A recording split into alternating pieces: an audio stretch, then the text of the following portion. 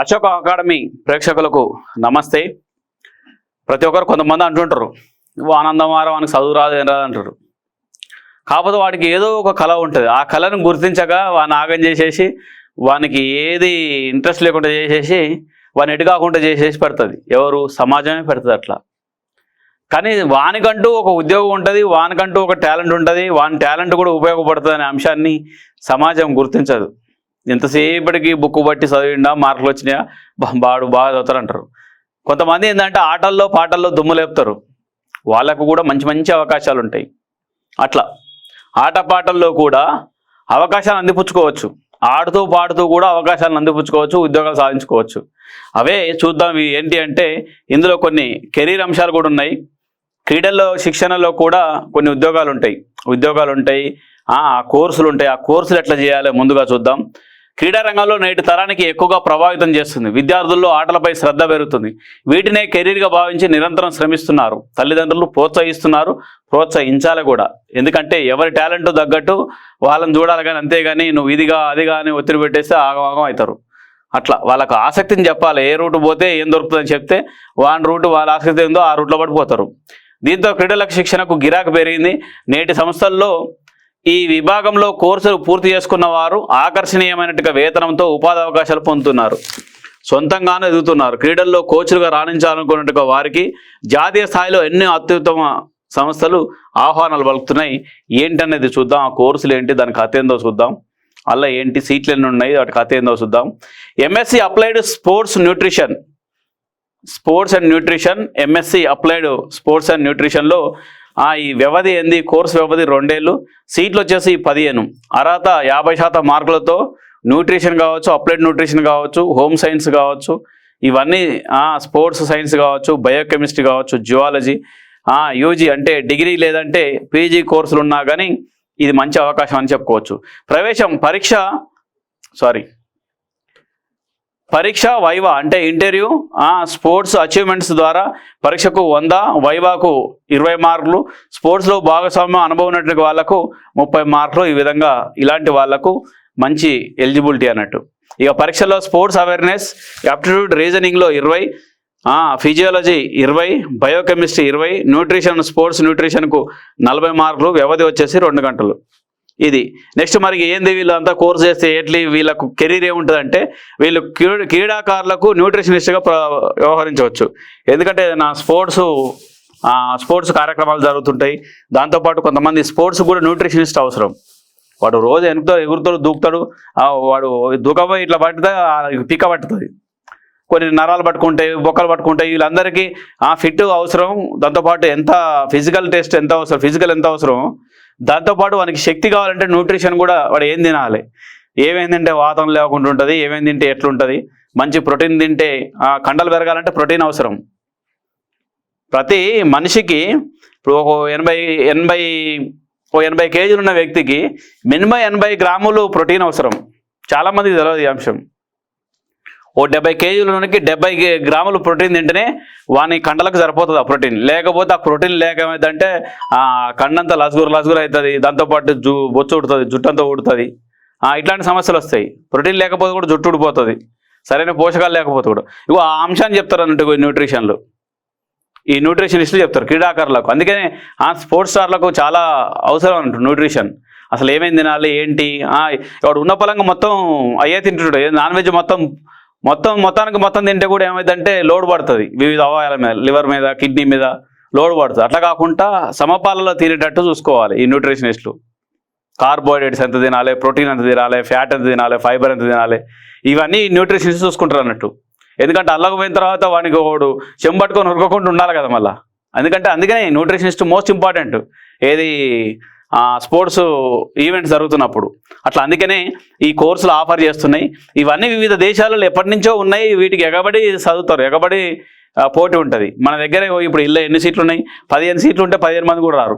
కొంత అట్లా ఉంటుంది అన్నట్టు. అలాంటి ఇంకా అవేర్నెస్ లేకపోవడంతో ఉన్నటువంటి సమస్యలు ఈ విధంగా ఉన్నాయి అన్నట్టు. ప్రతి దాంట్లో అవకాశాలు ఉంటాయి. వాటిని వెతుకునే విధానంలోనే వాళ్ళ గురి వాళ్ళ లక్ష్యం అందులో దాగి ఉంటుందని చెప్పుకోవచ్చు.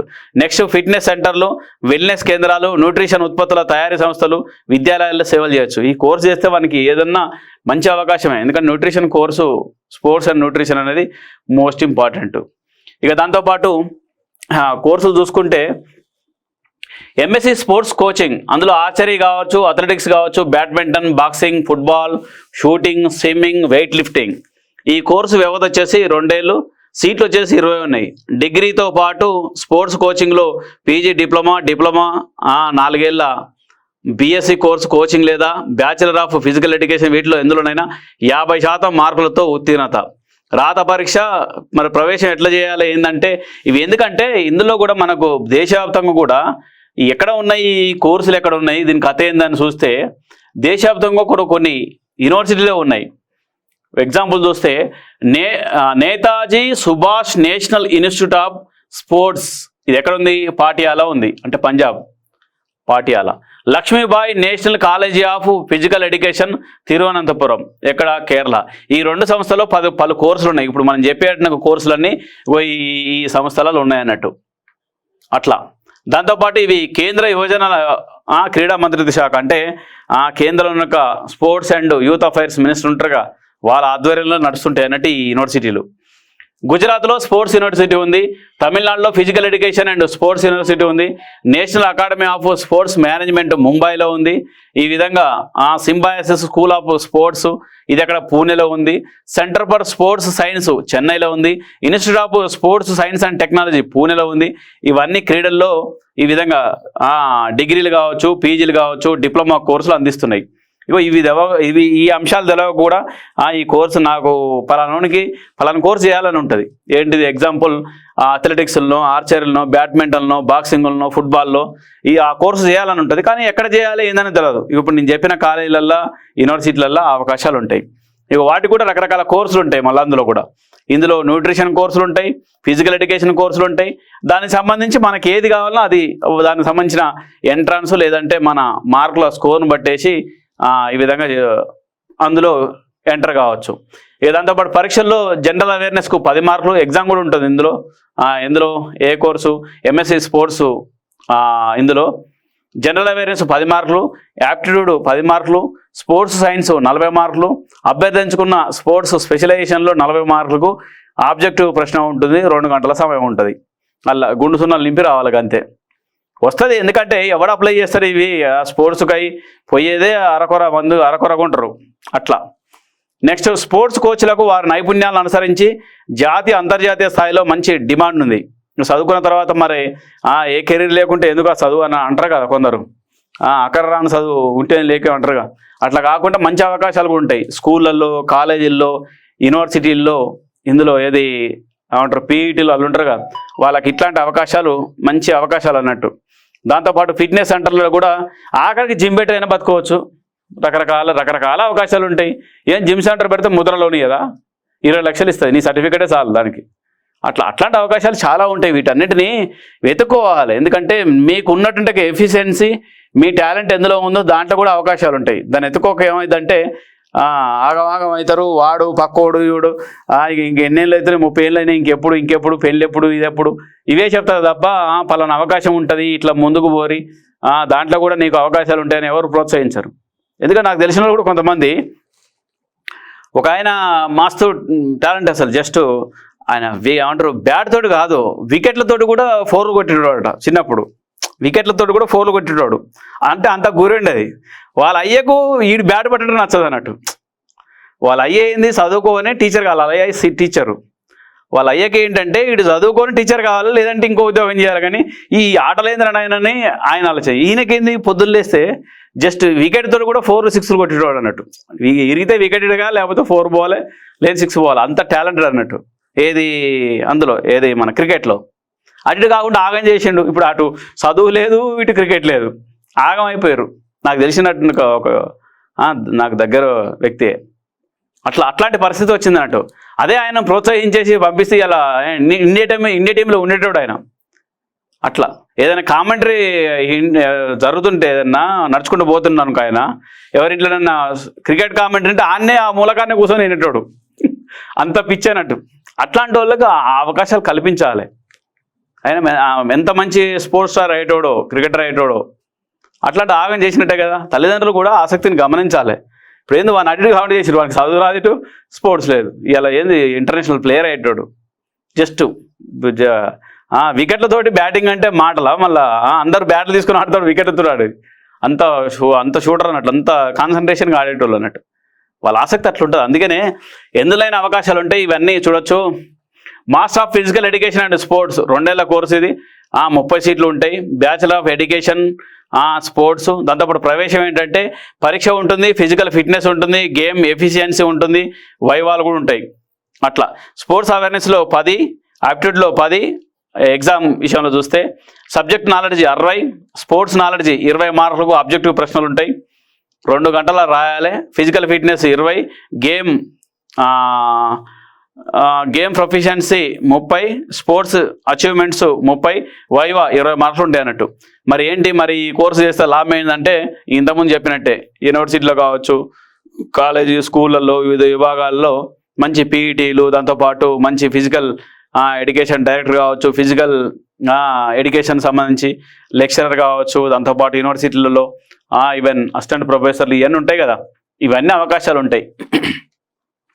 నెక్స్ట్ ఎంఏ స్పోర్ట్స్ సైకాలజీ 2 ఏళ్ల కోర్సు, 15 సీట్లు ఉంటాయి. అర్హత 50% మార్కుల్లో బీపీడ్ లేదా BA సైకాలజీ, స్పోర్ట్స్ సైకాలజీ ఇవన్నీ చదువుకున్నట్టు వాళ్ళకి అవకాశం. ఎగ్జామ్ ఏంటంటే ప్రవేశం ఏంటంటే పరీక్ష వైవా ఉంటుంది, దాంతో వాళ్ళు నిర్ణయిస్తారు. ఏంటి, స్పోర్ట్స్ అచీవ్మెంట్స్కి 30 మార్కులు, వైవా 20 మార్కులు, మొత్తం 50 మార్కులు.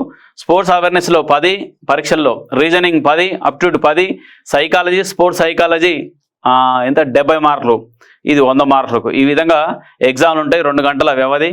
కెరీర్ ఏంటంటే క్రీడాకారులకు మెంటల్గా వ్యవహరించడానికి, అట్లా వానికి క్రీడాకారులకు కూడా ఒక సైకాలజిస్ట్ అవసరం. ఈ కోర్సు చేసిన వాళ్ళకు మంచి అవకాశం, స్పోర్ట్స్ సైకాలజీ అన్నట్టు. అట్లా వాళ్ళలో కూడా ఉత్సాహం నింపడానికి, రకరకాల అంశాన్ని చెప్పడానికి స్పోర్ట్స్ సైకాలజిస్ట్ కూడా మోస్ట్ ఇంపార్టెంట్ అన్నట్టు. అట్లా మెంటల్గా వ్యవహరించడానికి పనికొస్తారు క్రీడాకారులకు.